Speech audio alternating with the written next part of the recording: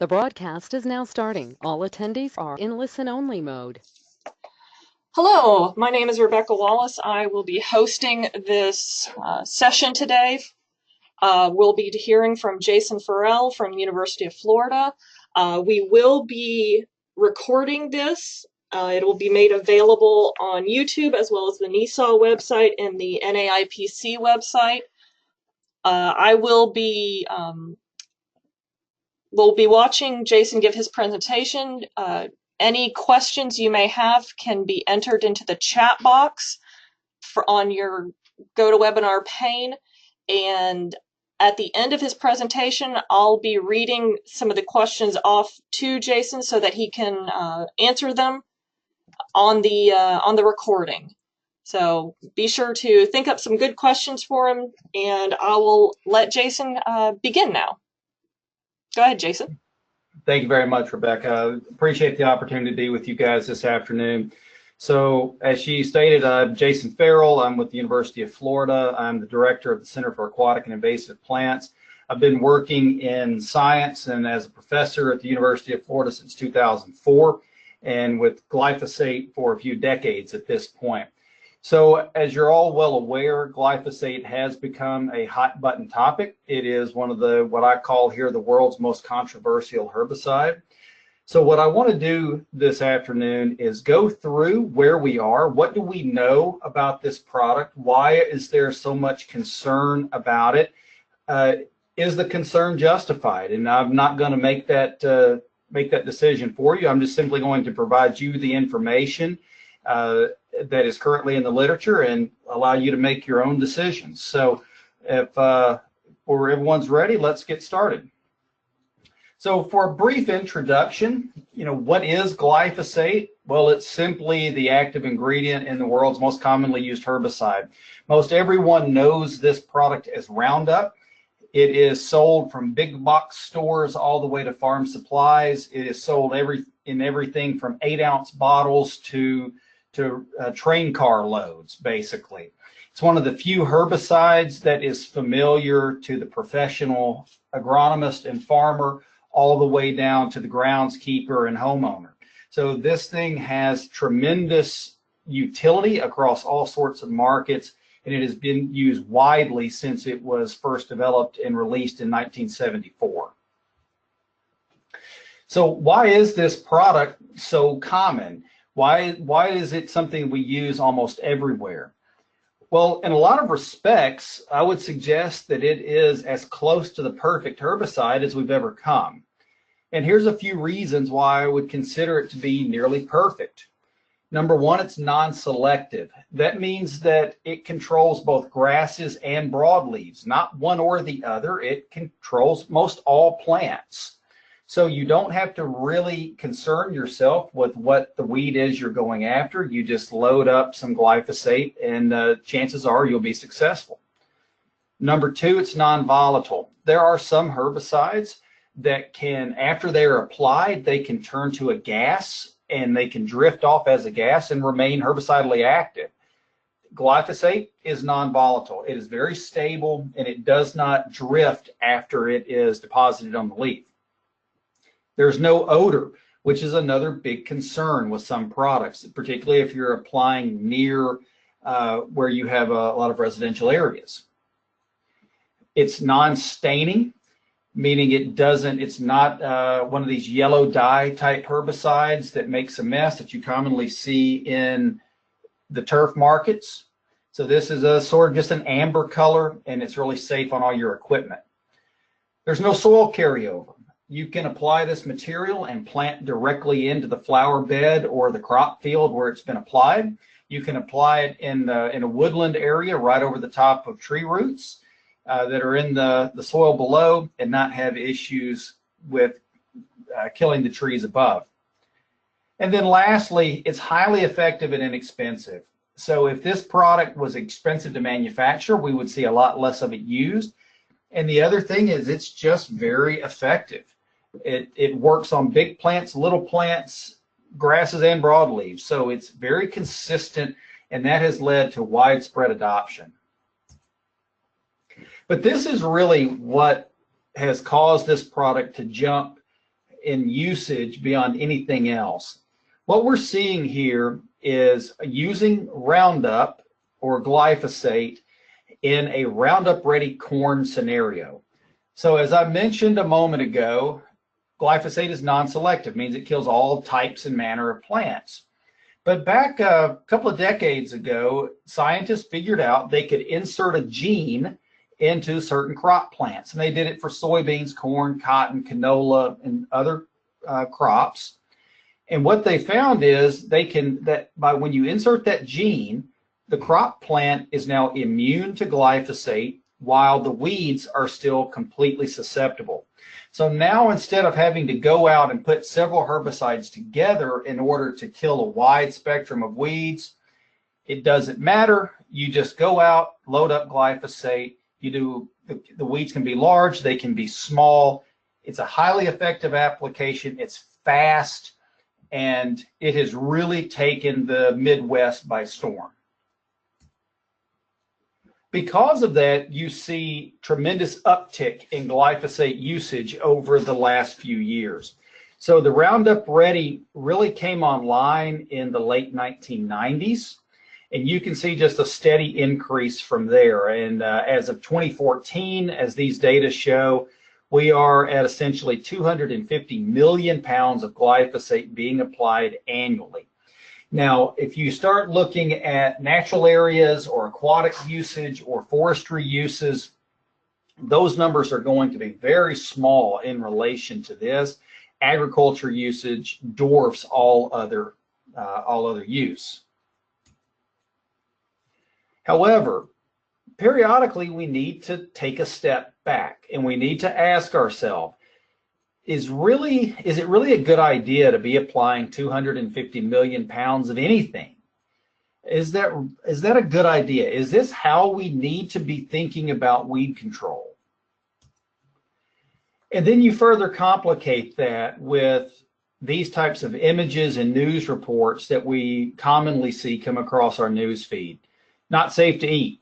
Rats fed lifetime of GMO corn grow horrifying tumors, die very early. They specified GMO corn in this title, but glyphosate consumption and ingestion was a big part of this research study.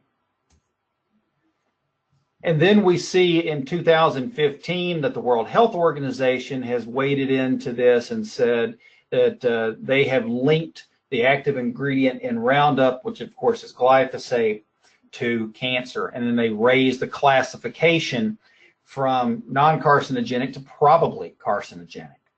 So what are we to do? As managers, we rely on glyphosate, but are we killing ourselves in the process? I think this is a question that we must responsibly ask. We're not being responsible if we're not grappling with this question.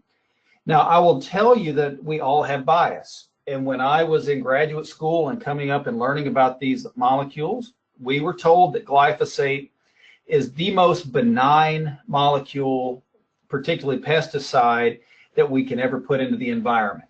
It has no impact on soil microbes. It has no impact on humans, birds, amphibians, et cetera, et cetera. And then that is what we were taught, and that is the prism through which I have historically looked. However, we also have to be aware that science never sleeps. Science is never settled.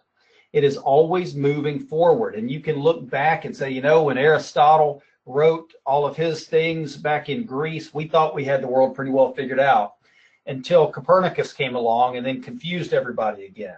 Then we kind of figured out what Copernicus did, and then Newton published his laws of physics, and boy, things were really starting to look good. And then Einstein came in and told us that no, actually, there's a lot of things that Newton didn't understand. Physics doesn't work like you think it does. And every few years, science gets turned on its head. Is that where we are right now? Is the mantra that we have been taught that glyphosate is completely benign, is that true? Where is the science? Where are the data? And what are we to believe? So let's start with this paper here. And what we're going to focus on today is the cancer piece. There are all sorts of different angles to go. Right now, there's so much information on glyphosate, but it would take several afternoons to work through all of that. So what my intention today is just to work through the cancer portion of this debate and see what we can arrive at the end of the presentation. So this is a paper that was written by Seralini and his team. Basically, this was a long-term toxicology study looking at glyphosate in rats. And this is where the famous pictures come from. So if you Google glyphosate in cancer right now and click on images, these pictures will invariably be on the front page of the feed. They are still circulated widely. So let's look at what Seralini did and what he found. So let's look at his data. In table 1 of the Seralini paper, he is looking at mortality of both male and female rats. So in table 1, if you guys can see, I don't know if you can see my cursor or not, but you have the diet. They were fed conventional corn. We would call it corn. This is the European group. They call it maize. Genetically modified maize, and then genetically modified maize plus the addition of Roundup. And they have different doses. Then they also had 10 males and 10 females. That was their test population. So look in the male category, and you start going down the line. So this is number of dead rats. In the conventional maize, 3 of the male rats died for whatever reason. This should have been his control, but he still lost 30% of his population. When you have the genetically modified maize, at the lowest dose, 5 rats died. As the dose increases, it goes to 1. And then when you add in the glyphosate or the Roundup, the numbers go from 4 to 5 to 3. So the numbers bounce around. It's hard to really know what you're looking at here. So let's also then look at table 2. In this case, he is adding glyphosate to the drinking water. Again, there's 10 males, 10 females. And where there's no herbicide, again, that's his control. He loses 3 animals. And then as he adds glyphosate to the water, the number goes from 3 to 4 to 1 in males and is 554 in females. So we really don't see a trend. And even at the highest level of glyphosate in the male population, fewer rats died than in the control. So what are we to take away from this? Well, even though the data are hard to interpret, as soon as these data hit, people began to come out and said, and I quote, that this was the most thorough research ever published into the health effects of the herbicide Roundup on rats. So this paper hit like a bombshell. It took off internationally. It was on news stories all over the world. So everyone believed that there was a conclusive link between glyphosate and cancer. However, very soon after that, this paper was published. Plurality of Opinion, Scientific Discourse and Pseudoscience, an in-depth analysis of Seralini et al. So this is a group of scientists from around the world. You'll see in the last line is Wayne Parrott. That's a professor from the University of Georgia. These professors are from all over the world, Italy and Europe. So they said, let's look at this Seralini paper. And they began to take it apart piece by piece and really analyze it and said, man, when you do that, this group of scientists found a lot of problems. So they wrote this paper and pointed out those issues and called for Seralini to address them. So what problems did they see? Well, one of the things they suggest is that Seralini used the wrong rats. So what he used in this study was Sprague Dawley rats. Now, what you'll learn when you start looking into medical research is there are companies that have all sorts of mouse and rat models that you can purchase relative to what you're studying. If you're studying diabetes, you can buy rats that are predisposed to developing diabetes. All the rats will be diabetic. If you're studying those that have glycogen storage disease, they can sell you rats that have glycogen storage disease. They can sell you rats that have abnormal weight gain.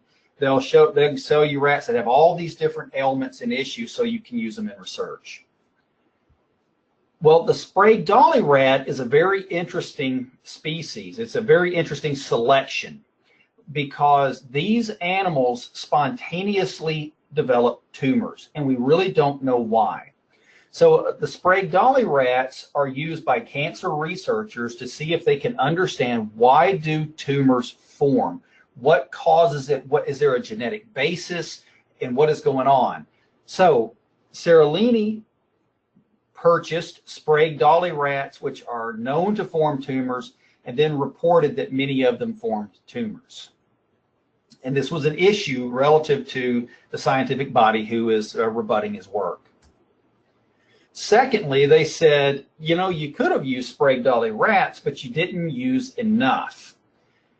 So you should have used a different rat, but even the ones you used, you didn't have enough of them. When you look at the European and the EPA protocols for doing this type of research, they recommend 50 animals per sex unit per treatment. So if you'll remember, Seralini was using 10 per sex. Both the European and EPA standard protocol said, man, you really need to have 50.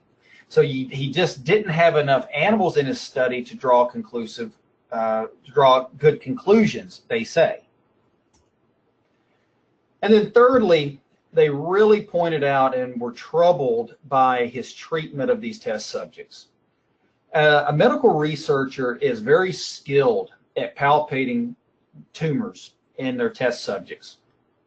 A skilled researcher can palpate a tumor that's a little over the size of a BB, or at least the size of a pea.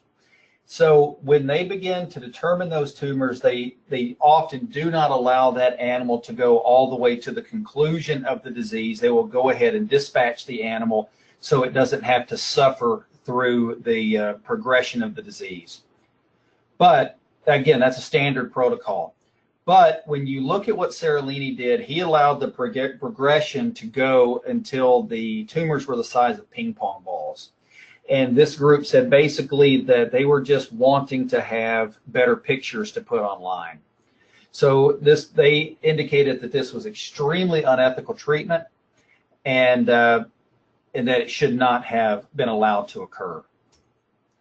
In all, this group brought up 2.5 pages worth of errors, everywhere from how the glyphosate was administered. For example, if you remember, they added glyphosate to the drinking water in table 2, but they never measured how much water each of the rat drank.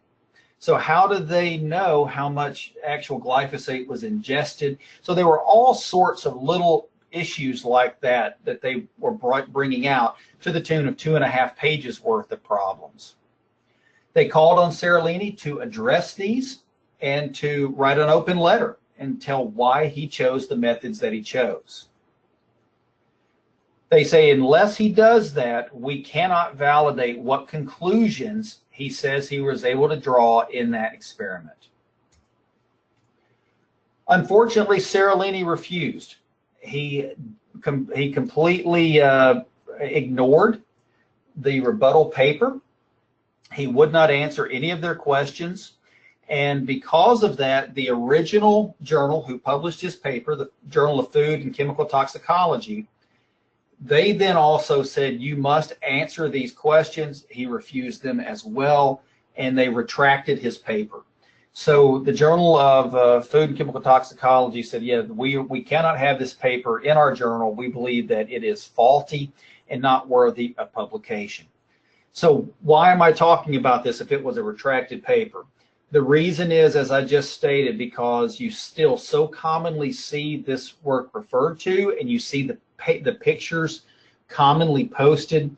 And I wanted you to know that that study has been debunked, and it is not seen commonly as a valid scientific approach.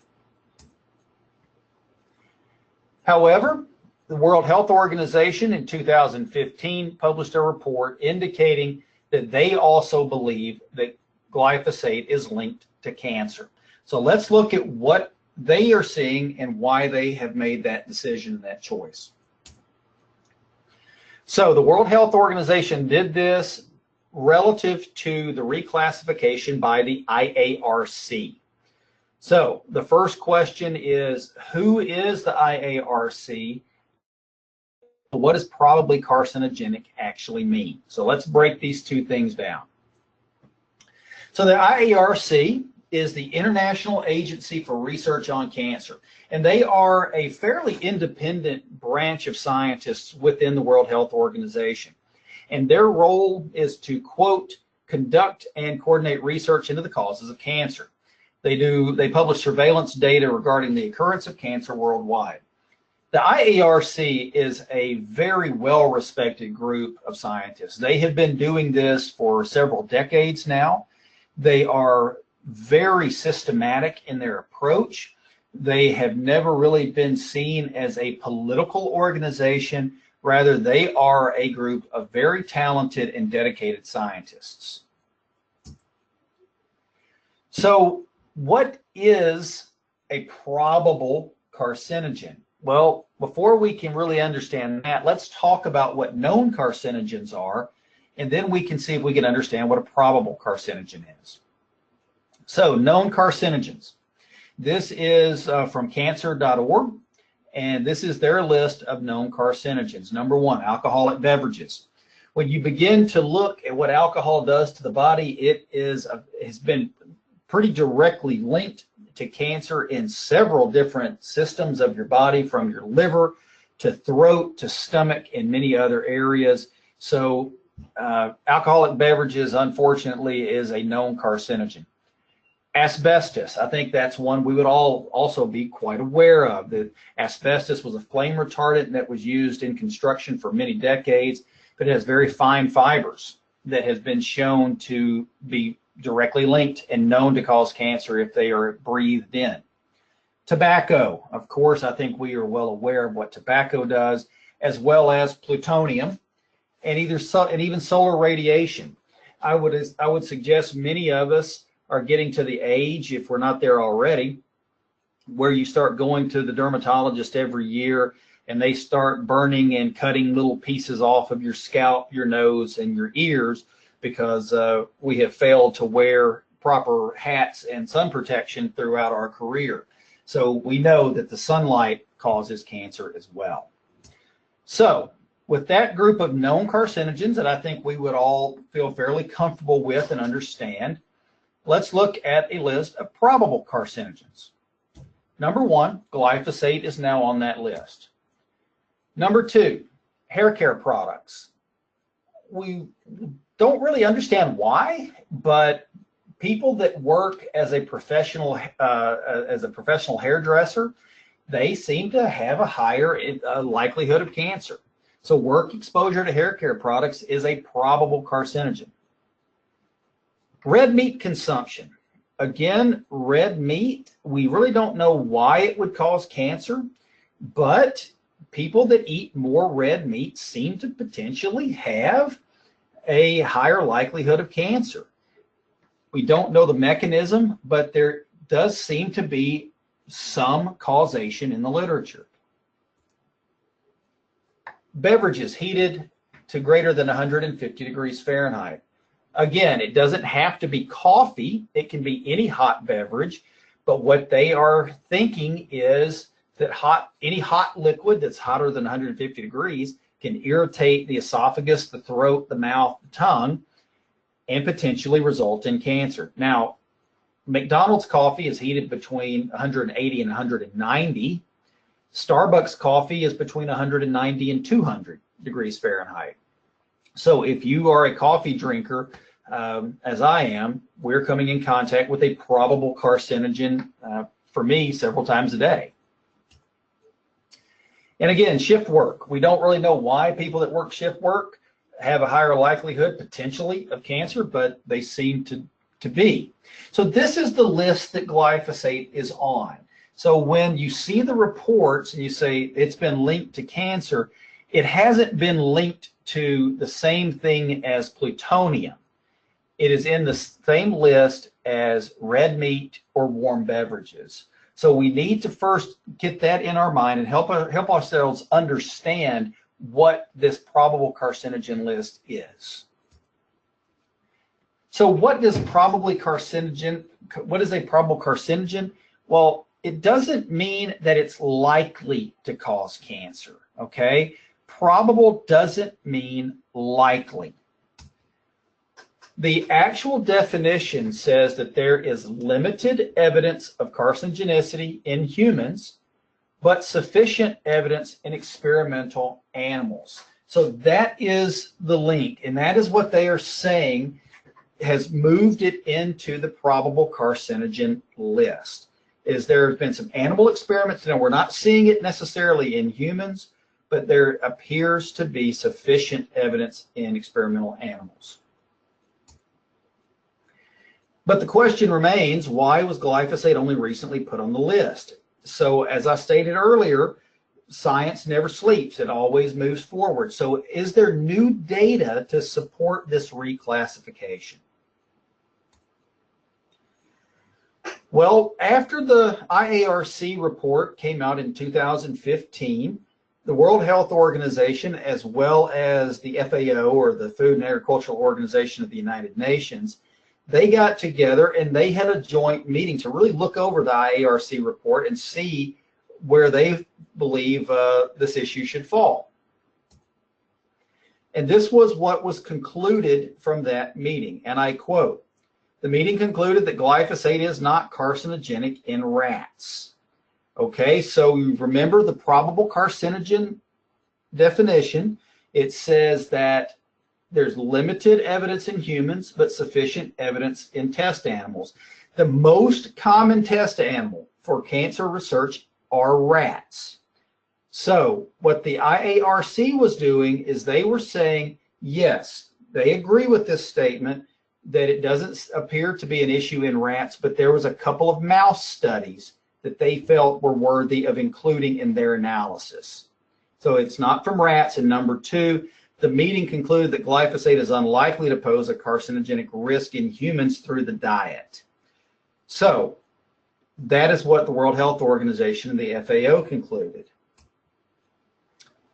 From that, EPA weighed in again as well and said, you know, we've re-reviewed glyphosate and it does not likely cause cancer. And this is what they said in their 240-page review of this molecule, that the available data at this time do not support a carcinogenic process. So if glyphosate causes cancer, we do not know why. There is no direct link between the molecule and any type of metabolic process that we currently know and understand. Secondly, overall, animal carcinogenicity and genotoxicity studies were remarkably consistent and did not demonstrate a clear association between glyphosate exposure and outcomes of interest related to carcinogenic potential. All right, so I think it's important that we focus on those two words, remarkably consistent. Anytime you are doing research, you always have to repeat your experiment to make sure and confirm your results, to make sure that you're getting the same results over and over again, because if you are, then you can become pretty confident in that result. For a molecule like glyphosate that has been extensively studied, there are over 700 studies in the published literature with mammalian toxicity and glyphosate. And it's been done in labs all over the world by all sorts of different researchers. So it is important to remember that this statement that the EPA made said, boy, when we looked at the data, it was remarkably consistent, even across different continents, different researchers, and different test procedures. The data all come out to be very, very similar. Therefore, there is not a clear association between glyphosate exposure and carcinogenic potential, and that's very important. Now, many would say that, oh, well, the European Union has banned glyphosate. That is simply not true. Not only is that not true, the European Union or the EFSA, the European Food Safety Administration, has come out and said, no, glyphosate does not cause cancer. So what is going on here? We currently have the IARC. They have raised it from non-carcinogenic to probably carcinogenic, but the EPA, the European Union, Australia, South Korea, and Health Canada have all come out and said, no, we disagree with IARC. So why are these organizations that are all highly ethical, science-based organizations disagreeing with the IARC? Well, part of the issue is that it has to do with the assessment. IARC assesses hazard. And basically, when you assess hazard, you are asking the question, is harm possible? However, when EPA and EFSA and these other organizations, they look into the data, they are assessing risk. Is harm likely? Hazard and risk are two very different things. So think of it like this. When you're driving your car down the road, that is a very hazardous endeavor. You have a 2 to 3 ton block of steel driving at 80 miles an hour on the interstate with all sorts of other people around you. That is an extremely hazardous environment. However, you can reduce the risk to yourself if you wear your seatbelt, drive the speed limit, stay in your lane, don't text and drive. So you can see the difference in hazard and risk. So it is inherently hazardous, but if you follow all the safety precautions, it's not very risky to drive a car. So this is one of the issues that we're having between these organizations, is they're assessing two very different things. And EPA is saying the likelihood of you getting cancer from glyphosate is so low that we say that it's not likely to happen. The IARC is saying if it can happen at all, then it needs to be elevated in category. So that is one of the big issues. It's just a fundamental difference in how they're looking at the data. But because the IARC assesses hazard, they have a very high hit rate. So and this is from a Reuters report that was investigating this issue. They say, and I quote, over 4 decades, the World Health Research Agency has assessed 989 substances, ranging from arsenic to hairdressing materials, and found only one was probably not likely to cause cancer. And that's the ingredient in nylon used in stretchy yoga pants and toothbrush bristles. So basically, the IARC, they're trying to prove a negative. So, for example, can we prove that aliens don't exist? Well, we've never seen them. We've never had contact with them. But can you definitively say they don't exist? Maybe we just haven't seen one yet. So trying to definitively prove that something does not happen is extremely hard. And out of the 989 substances that they have tested, only one time did they come out saying, yes, this does not cause cancer. So because of the type of question IARC asks, they have a very high hit rate. But regardless, the California Office of Environmental Health Hazard Assessment went ahead and classified glyphosate as a cancer-causing material. So this group is basically the California equivalent of the EPA. So they went ahead and sided with IARC and said, yes, we will also list it as a cancer-causing agent. Now, within California, they have a law that is called Proposition 65. And under Proposition 65, any cancer-causing substance has to have a warning label. So let's look into this. What is Prop 65? Well, it is the Safe Drinking Water and Toxic Enforcement Act, and it was passed in 1986. And basically what it says is employees and consumers need to be warned if they are being exposed to a chemical that is known to cause cancer. So for example, let's say that you're some poor hourly worker and you're working in a dry cleaners or whatever, and they've got some chemical in there that you're handling every day. They said, you know, you need to know that that material, for example, would cause cancer, so that you can adequately be aware and make sure you're taking the necessary protective precautions. So Proposition 65 is a really noble act. So what they were trying to do is they said, since IARC says it causes cancer, we need to get glyphosate and all glyphosate containing products safety warning labels based on Proposition 65 policy. And here's an example of one of those.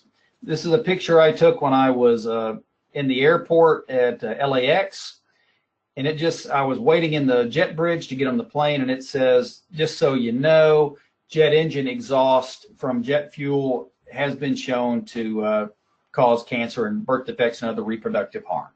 So this is the type of warning label that you have to use to stay in compliance with Prop 65.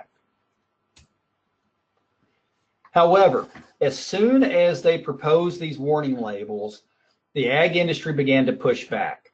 And they said, wait a minute, you cannot require somebody to say that this causes cancer if you don't have definitive proof. Because what you're doing is requiring someone to lie. And if you are requiring somebody to lie, that is an infringement on their First Amendment rights of free speech. So this went to court, and this issue went to a California court. So you've got an ag industry group suing the state of California, saying no, Proposition 65 should not apply because we don't have enough data. So a California court reviewed all of the information and sided with the ag action group and said, no, we are not, this glyphosate is not eligible or valid for labeling under Proposition 65. Judge William Shubb is the presiding judge in this case, and this is from his ruling, from his opinion. Judge Shubb said that a cancer warning would be misleading at best, given that a reasonable consumer would not understand that a substance is known to cause cancer when only one health organization had found the substance in question causes cancer, and virtually all other government agencies and health organizations found there was no evidence that it caused cancer. So what Judge Shubb has said is just because the IARC has reclassified it as a probable carcinogen doesn't make it a carcinogen. And he said, when you look at the fact that the EPA, the EFSA, the Australian government, the South Koreans, and Health Canada have all weighed in and said, no, we disagree with IARC. He said, Proposition 65 is not valid because there is not conclusive proof that it causes cancer. However, about 6 months or a year later, there was a court case also in California concerning Mr. Dwayne Johnson. Mr. Johnson was a groundskeeper at a local school. He has developed lymphoma, and he is in exceedingly poor health, and he and his family are devastated by this, and my heart goes out to Mr. Johnson and his family. It's horrible to have to live through this type of scenario. But he has said that he has spilled glyphosate on himself before, and he said, I believe that is what is causing my cancer. And he was awarded, his attorney was able to convince a group of jurors of that fact, and he was awarded $289 million in that case. So we've got two California courts at odds over this issue. So what happened, and the Judge Shubb's ruling was prior to this one. So what happened in this case that allowed $289 million payout which it got reduced to around 84 million, but that's still not the situation or of importance. What is the difference here, and why is this case different? Well, I'll tell you that I am not an attorney, and I was not in the jury room. There is no recording devices or stenographer in that jury room. We will never know what they discussed or what they talked about. But I have read a lot of the court transcripts, and I've read some analysis by attorneys. And what they've indicated is that one of the things that really helped move that jury was the Monsanto papers. So according to court documents, there were internal memos that indicated that Monsanto was aware of the cancer concerns, but they attempted to cover it up. That's what was indicated in the court proceedings. And there was also some evidence that Monsanto employees were ghostwriting articles to minimize the cancer concerns. So where they went with this is they said Monsanto is just like big tobacco. Big tobacco knew for 50 years that their product caused cancer, and they covered it up and covered it up, and Monsanto was doing the same thing, and we have evidence in subpoenaed internal memos to prove it. So since that time, the EPA, the European Food Safety Administration, and Health Canada have all gone back through and opened investigations into the Monsanto papers. And this was a conclusion from Health Canada. After a thorough scientific review, we have concluded that the concerns raised by the objectors could not be scientifically supported when considering the entire body of relevant data. So basically, and then the EFSA was even a bit more pointed in their press release. What they said was, what was under consideration were two papers that were indicated that were ghostwritten. Number one, if they were ghostwritten, they said we don't believe they were because there was disclosure of the authors in those materials, so there was not some grand cover-up. And secondly, there are 700 additional papers, and these two would not change our opinion. They were not strong enough of themselves to change the opinion of the 700 papers we had also reviewed. So, what have we learned? Well, we've learned that Seralini's work on rats was found to be deeply flawed, and that the publishing journal retracted the paper.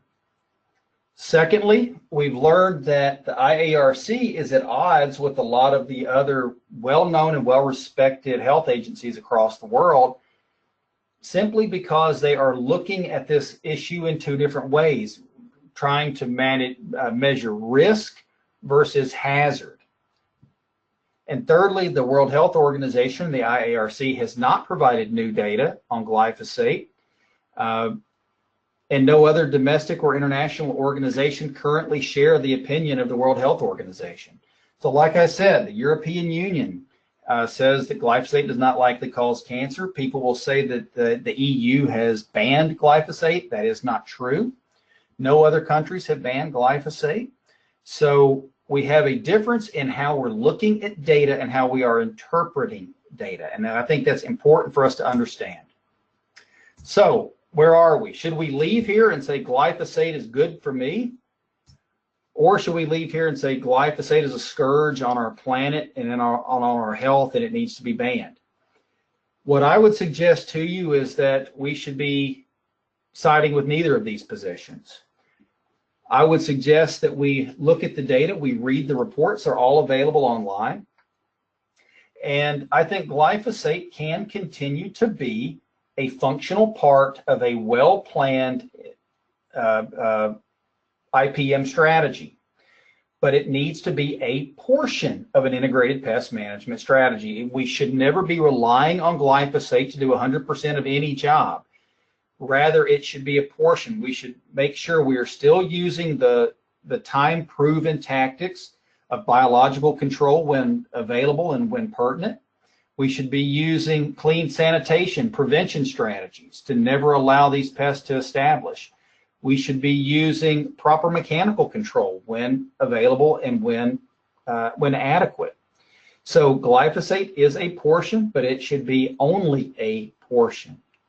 So hopefully that helps demystify some of this issue and helps us understand about why we're in the current position we are in nationally and internationally with regard to this molecule. So that concludes my presentation, and I'd be happy to take a question if there are some.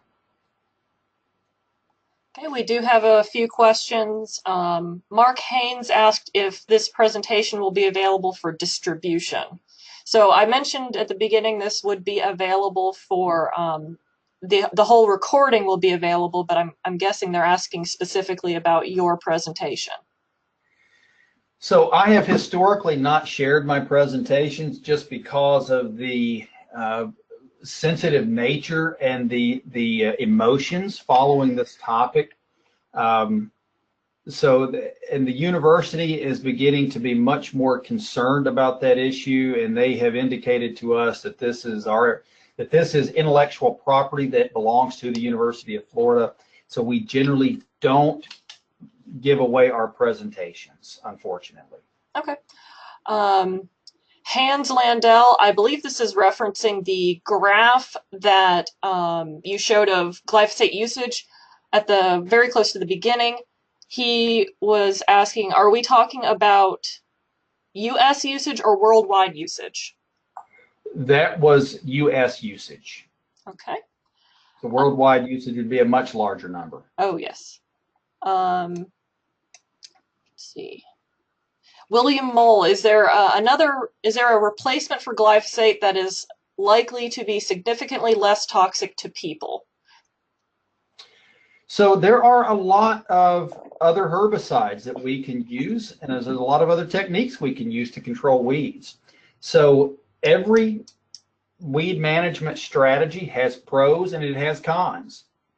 So we can always design a material and a collection of herbicides, if you still want to go the herbicide route, to manage all sorts of invasive and noxious species, as well as designing mechanical strategies.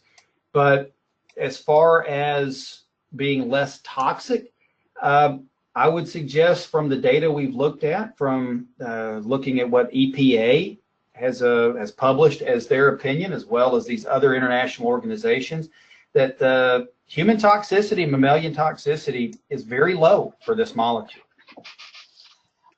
Okay. Lou Brennicke says the photos of the Sprague Dawley rats were obviously mammary tumors. Were there other tumors, or was any statistical evaluation conducted? On the development of the tumors in particular? That's the entirety of the question.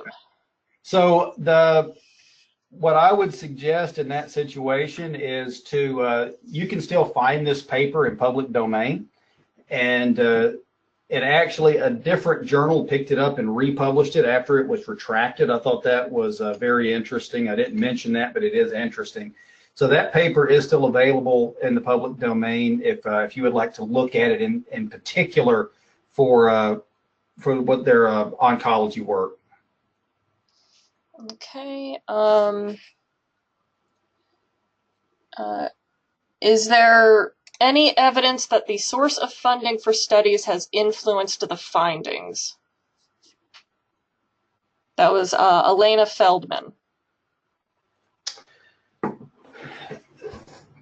So that is always a very difficult thing to try to work out. So it's easy to judge science. It's very much more difficult to judge intentions, right?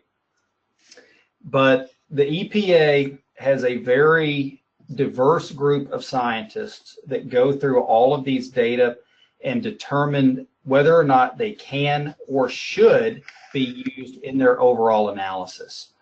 And if they find papers that they believe are compromised, then they do not make it into the analysis either on the for or against side.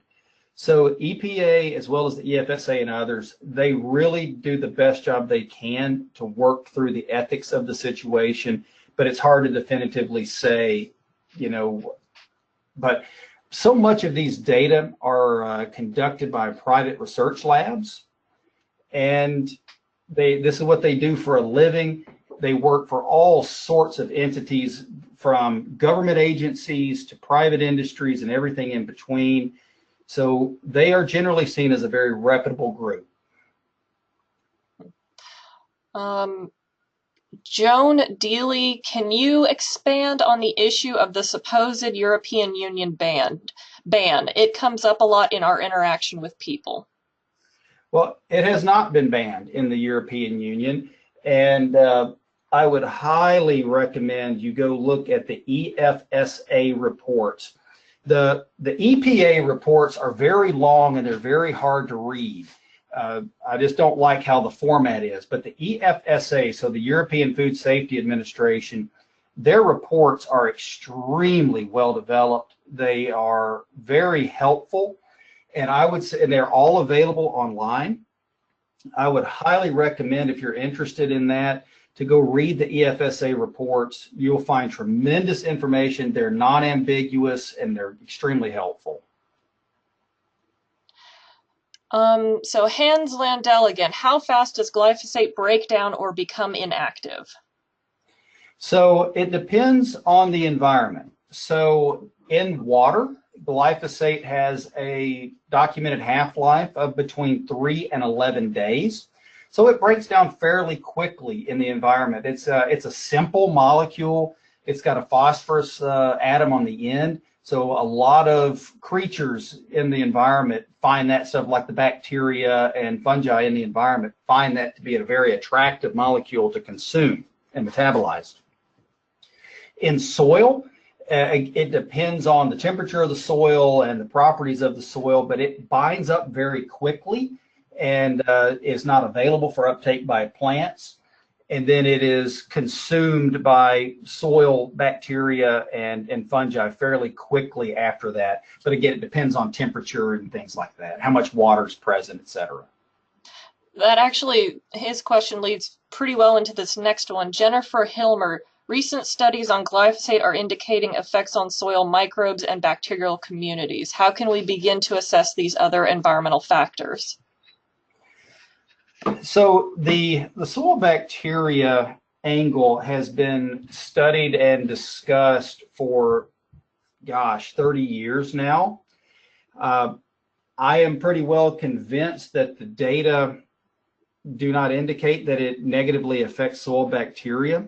So there are a lot of reports in the published literature that, again, says it's benign to soil flora. So there's some recent reports that are indicating that it is, but there is a tremendous body of very well-cited, well-conducted research that disagrees with that position. David Campbell, are you aware of any studies differentiating between the risk of consuming agricultural products treated with glyphosate versus the risk associated for applicators? So if you look at the EPA review, they specifically differentiated those. And they said that there is no concern about glyphosate and cancer from consumption through diet. So they differentiated that and said diet, absolutely not. Now, when you look at applicators and handlers, that is a greater concern because they are coming in much more contact with the undiluted material and a lot more frequently. So there are a number of very large studies that have been conducted for some of them as much as a decade that follow thousands of farm workers in North Carolina, Iowa, and other states. And then they track them and look for the occurrence of cancer.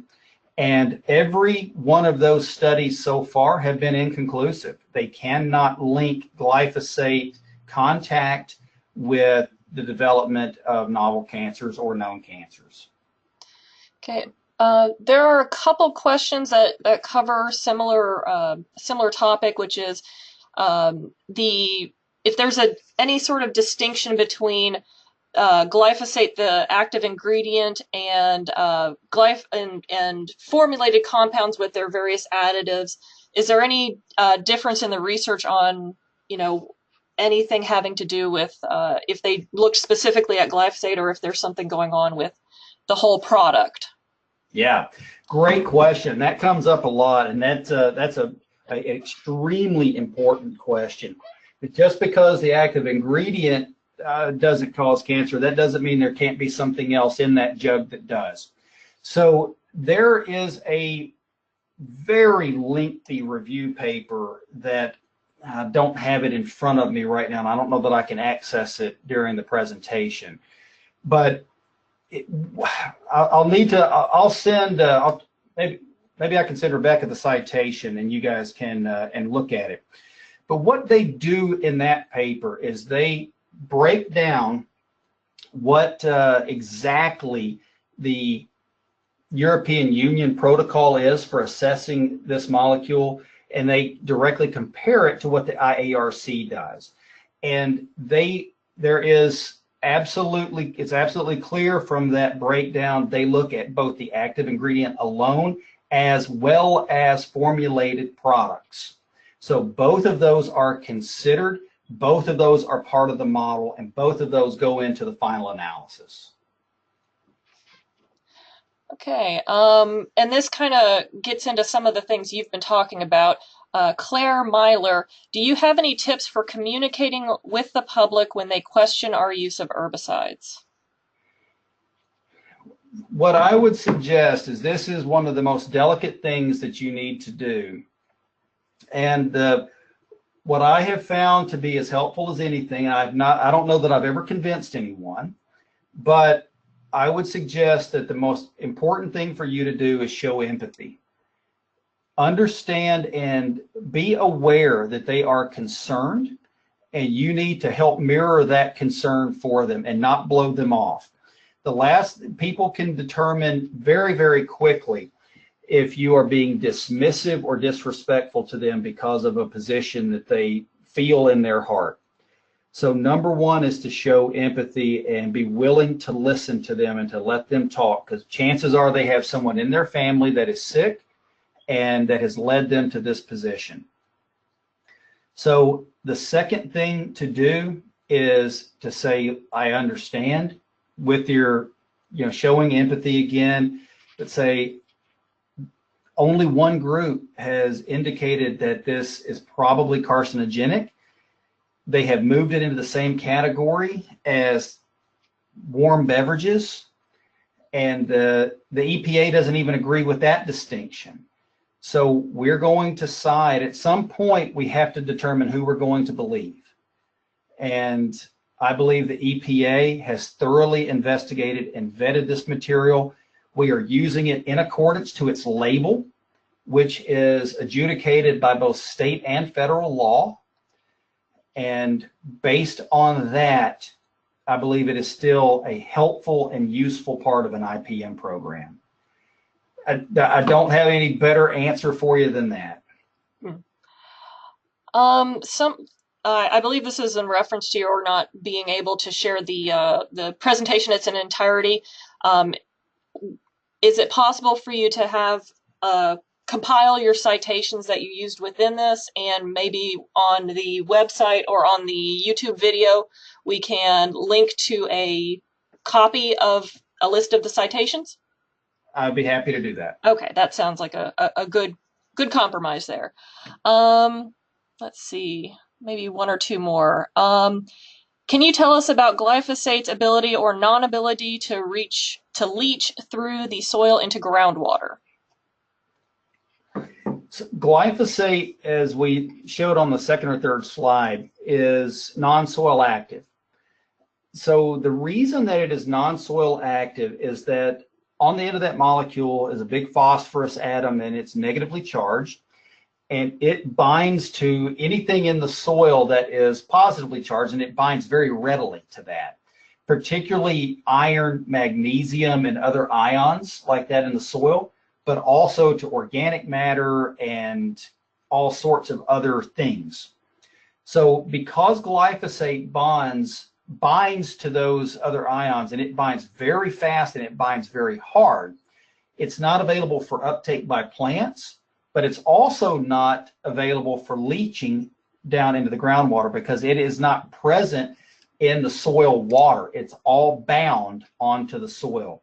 So because of that, it really doesn't leach, and it's what we've never found it to be an issue in groundwater. This is kind of somewhat related. Ken asked, to what extent does the use of glyphosate contribute to the algae problem in Lake Okeechobee? So local to you. Yeah. So to restate again, glyphosate does have a phosphorus atom on the molecule, and phosphorus is linked to algae. However, when you look at the amount of native phosphorus that comes into Lake Okeechobee every year, and it's well monitored by South Florida Water Management District, it's anywhere between 600 and 900 metric tons a year phosphorus coming into that system. So Lake Okeechobee is considered a eutrophic lake. Some people even call it a hyper-eutrophic lake. That means there's just so many nutrients that are just native that are in that system. You look at glyphosate, it is 18% phosphorus by weight. So yes, you do add phosphorus when you're making a glyphosate application, and we know exactly how many gallons of glyphosate are applied to Lake Okeechobee every year by either FWC or the U.S. Army Corps of Engineers. And when you begin to back calculate the phosphorus load from glyphosate, it is an exceedingly small amount. So could it potentially feed some algae? Absolutely, it's possible, but there's so much resident and this phosphorus coming in from other sources that the contribution from glyphosate is very, very, very small. Okay, so there's a couple people asking about glyphosate's effect on bees or disruption of bee microbiomes. Is there anything you can contribute to that? So that was a paper that was published about 6 months ago, and it was a very interesting paper. And I'll tell you that I am not a bee expert by any stretch of the imagination, but I did read the paper, and there were some issues. The bees did have issues when they were exposed to high levels of glyphosate. But from my interpretation of the data, the bees weren't showing defects or issues until the glyphosate rates that they were being served exceeded the amount of glyphosate residues that are commonly found in the environment. So the way they were administering it to the bees was in sugar water, and they were able to really control how much they were getting.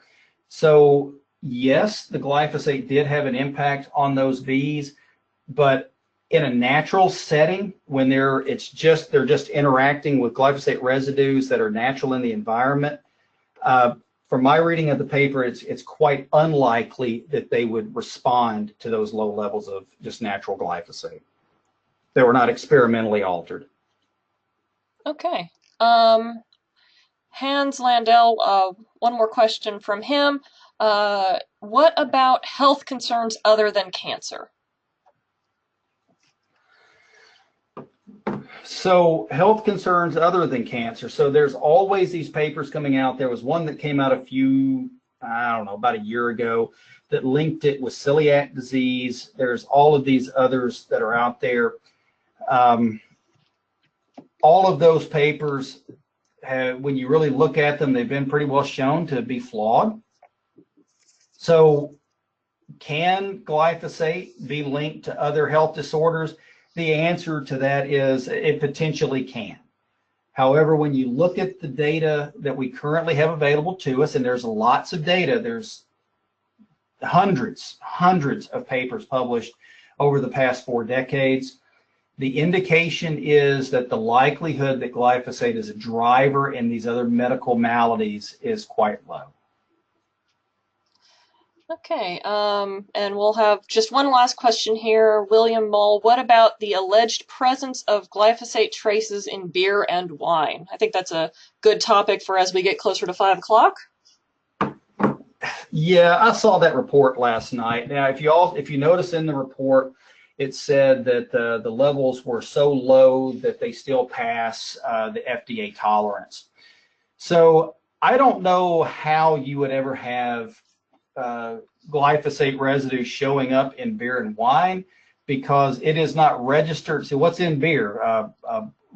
Barley, water, hops, malt. So that's malted barley. Wine is, of course, grapes. It is not registered on any of those crops. So I don't know how you would ever have residues there.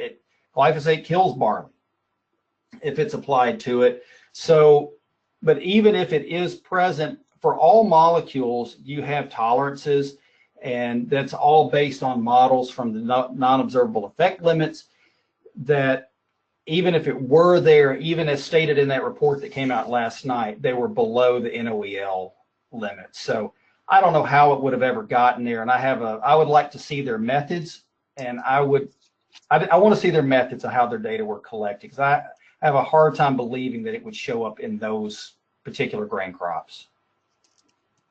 All right. We didn't have time to get to all the questions, but I want to thank all of the participants and audience members for coming to this NISAW presentation. Jason, you did a fantastic job. You had a lot of comments in the questions box from several people, and a lot of compliments.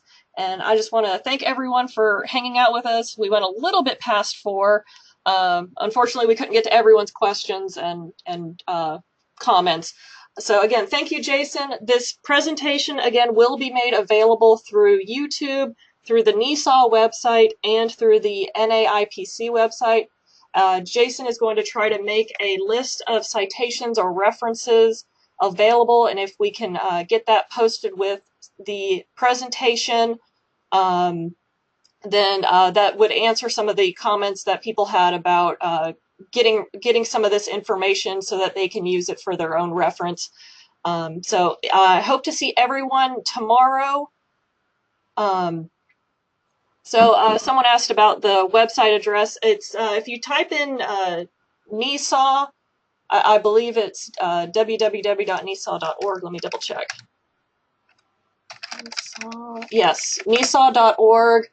And so it'll be made available through that website, and I'm not certain if and the NAIPC website is www.na-ipc.org.